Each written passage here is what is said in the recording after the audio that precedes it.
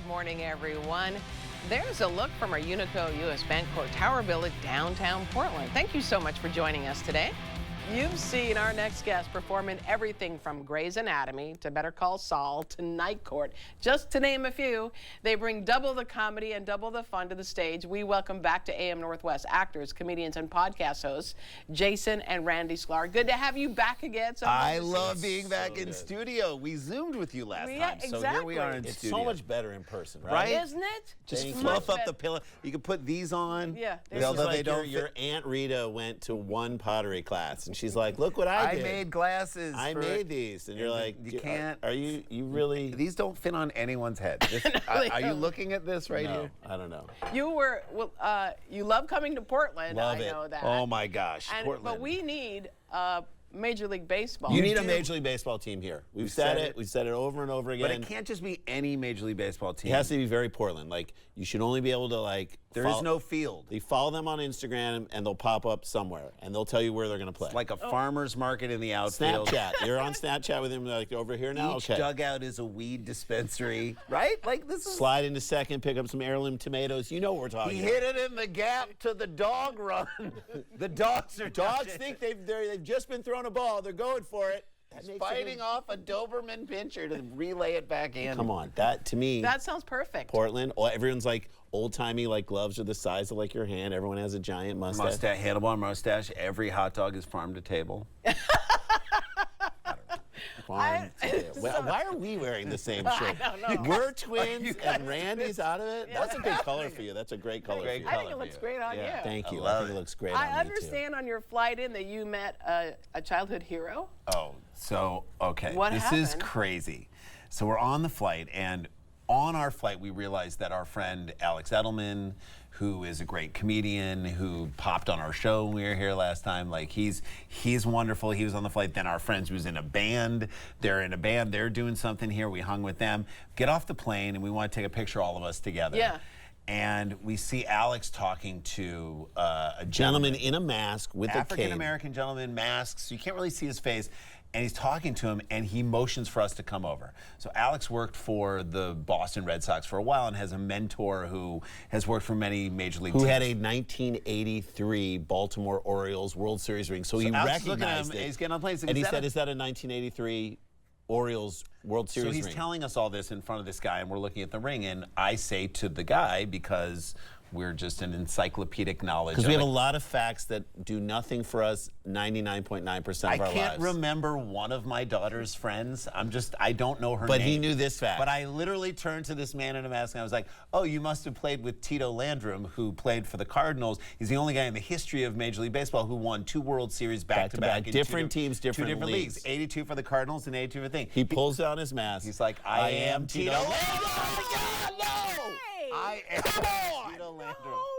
So it was him, and I was like, dude, you're the great. I gave him a huge hug. Oh my First of all, God. he's wearing a mask, and then I gave him a hug, which he probably didn't love that I was like in his face. And then Randy said, best looking Cardinal, like maybe best looking guy ever. I have to to play give for him, the 'cause Cardinals. He really was. And his wife said, I agree with I him. agree with that. Oh. It was very I sweet. said number 21. He's like, oh my God. Do you He's know like, who who do you was know 21 before me on the Cardinals? He's like my hero. And we're like, Kurt Flood. He's like, yep. We know our stuff. Wow, this could have not been a better flight for you. It was. It was magic. It was So, of pure course, then we're like, all right, we got to call John Hamm, who is a St. Louis guy, friend of Oh, ours, yeah. kind of in our age range. Like, we talk so much about the Cardinals and the St. Louis Blues and everything. So, in your green room, I was like leaving a message for Hamm to be like, you are not going to believe the story. You're not going to John believe it. Hamm? Yes, John Hamm, a Mad Men actor. And so, because You have his number. he's a St. Louis guy. He's a friend. an old friend. Name drop, Rand. You Sorry, dropped I'm going it. to take that name Sorry. You two are so funny, and I'm always amazed every time at how you finish each other's sentences and keep going around. I'm curious about growing up. I know your mom was funny. Was your dad funny? Mom loved to laugh. Dad was funny. There's our There's dad. your dad. There's our There's your dad. Our dad was really fun. Look at him. He's This okay. is a- So So, let me so describe. let's break down the outfit of my dad. All right, he's holding what is A duffel bag. St. Louis Cardinals promotional duffel bag. Free duffel bag that you get at the Cardinals game. The second we brought it home, it broke. Like all the straps broke. Zipper off, like everything. There's no reason why he should be using this as a duffel bag on a trip, ever. Inside of that duffel bag, even though we went fishing at like 5 in the morning, are 7 Diet Sprites, okay? No, he's got the other ones in his hand. Oh, he's got a couple Diet others Sprites in his hand. He's got a Budweiser, also free promotional bucket hat. Budweiser bucket hat. That Bucket hats are back in. Back in. But our dad never drank one Budweiser in his life. I don't think he drank one. But he was repping Budweiser. He was repping it hardcore, St. Louis 314 till he died. So like he is our dad was a very, very one-of-one, original, sweet, funny dude. Funny and our guy. mom just liked to laugh. And even to this day, our mom, who's still around, she's like, if we can make her laugh. This is a great picture. picture. Yeah, it's a great picture. Our dad even back then looked like, he had no kids, but he looked like he was someone's dad. And then our mom, look at her in the Comedy Store. Like we brought mom on stage with us when we were doing at the GD Comedy Jam, which is like where you perform a little bit and then you sing a song. And so like at the end they bring out all the comics on stage, and like they were doing Wonderwall, and my daughter and my mom and us were on stage. 3 generations of Sklar. Oh my God, it was so wonderful. Are any of your kids funny? Yes. So my daughter Daisy, who just turned 20, she's really funny. She's at the University of Michigan, and she's in an improv group. Oh, wow. And she's in a sketch group, and she was like a film major. She's funny. Like there she is. That's a Yeah, you can even tell right here, She's right? super funny. She's super funny, and she just riffs and gets it. And like I'm a golf dad. My 11-year-old daughter, she got a hole-in-one. Yeah. My daughter got a hole-in-one. She's 11. It's me and a bunch of dads. This is the hole-in-one right here. Watch There it this is. shot. Yeah, she got a hole-in-one. Something I've been playing golf for 40 years and I've never even seen it. It'll never happen for me. No. This is Jay, because she plays in all the tournaments in Southern California. And the parents are so intense. These kids will stripe like a 200-yard drive, and then I look at the dad, and he looks like he's looking like she literally just set their house on fire. He's so disappointed. Just lost the family dog. And I'm like, can someone hug this child? I mean, it obviously can't be me because I'm not her relative. But somebody. She's like, can I hug your child? Can I hug and hold your child? Can I hold your child? I know I can't. That's wrong. But like, I'm so encouraging to all the other kids because I'm like, these kids they're unbelievable. But so the world of elite golf in Southern California is super intense. Crazy world. But the other thing about it that I take offense to this, and I'm going to say this to older generation that's out there that may be watching. Stop saying that this generation is soft because everybody gets a participation trophy. Right. Like that, that's a refrain. Right, People are like, you guys are all soft. Oh, this generation. First of all, do you even ask if anybody wants that trophy? Nobody wants participation Nobody trophy. If you've ever had to wait an hour after the final competition to get your participation trophy, that's the worst. The humiliation and the fortitude it takes to get through that hour. You just want to go. And then you have this thing sitting on your nightstand for 3 years reminding you how you lost that year. If you walk into a kid's house and all they have are participation trophies, you're like, this kid sucks at everything. It's terrible. I can't wait for 50 years from now for these kids to be old, and then they're going to tell, because the pendulum's going to swing the other way. And only winners will get trophies in 50 years. And they'll be like, you guys are soft.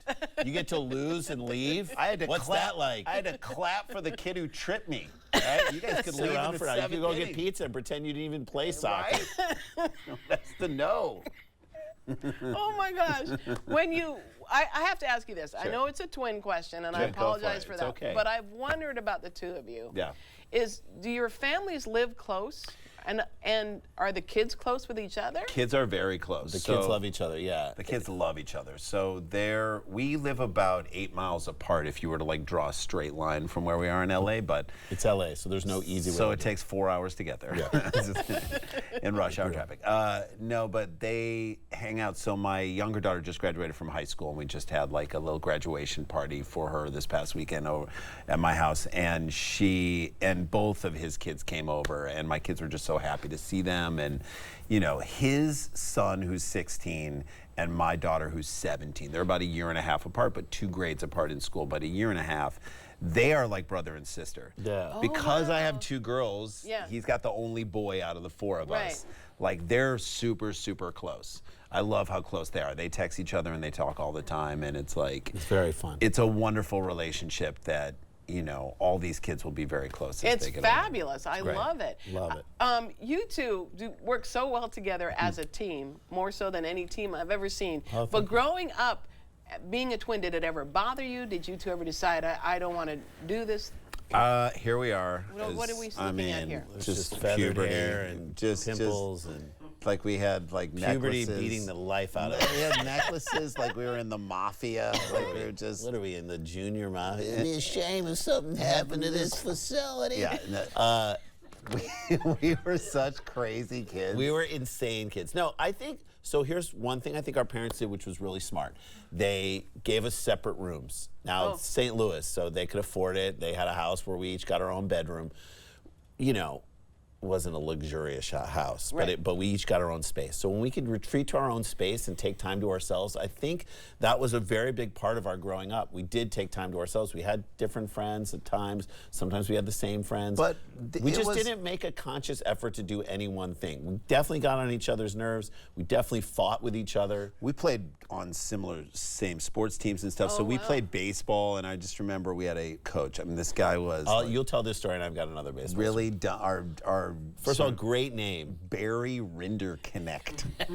Doesn't Rinderknecht sound like a German toy that your kids play with? It's like a erector set. Tinker Toys. Get the Rinderknecht. Just The connect kids it are up. coming over. Just throw it in Just front throw of the it TV. in front of them. They'll play with it all hours. So Barry Rinderknecht in a game one time. I pitched. I was like a pitcher. I did not pitch. Jay was not a pitcher, okay? Jay was playing in the outfield. I was playing third base, and Barry Rinderknecht warmed me up for 3 innings. I like literally on the sidelines warmed up for 3 innings. Then he goes to make the pitching change, and he calls out to the outfield for Jason So to come I in. take like 2 steps in, and I'm like, I'm You pointing. want I'm like, him. no, you want him. You warmed him up. And he said, don't tell me what I did. It's And like, what do you mean don't tell me what you did? well, you did not do what you're about to do. And he's like, he said, you know, he took offense. Like it's I like was I'm the being coach, and you're gonna insubordinate do or what something. you're gonna do what I tell you to do. So I and- came in and promptly gave up a grand slam, and we lost. That's right. So, way to go. Barry, that wasn't on me. That's not on I him. told you I was bad.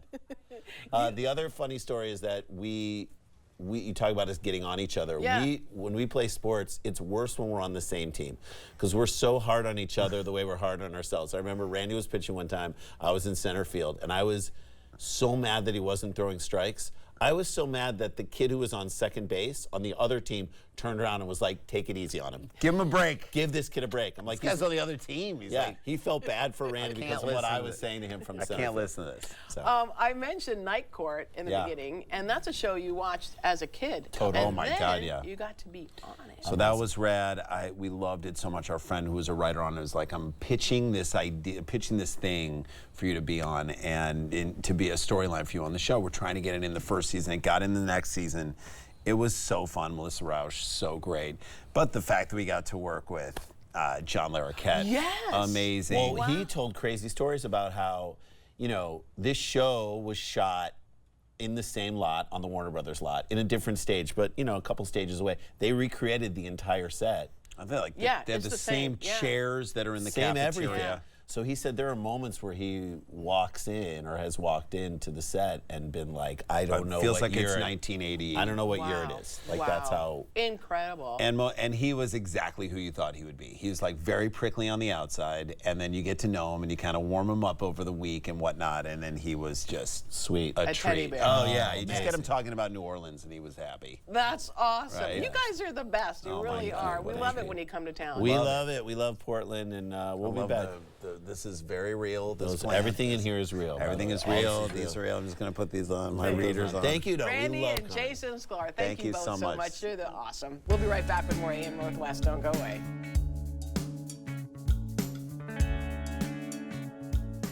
Hey, Helen, live with Kelly Marcus coming up. Actress Rachel Brosnahan stops by to tell us about the new Superman movie. That's today at 11 right here on K2.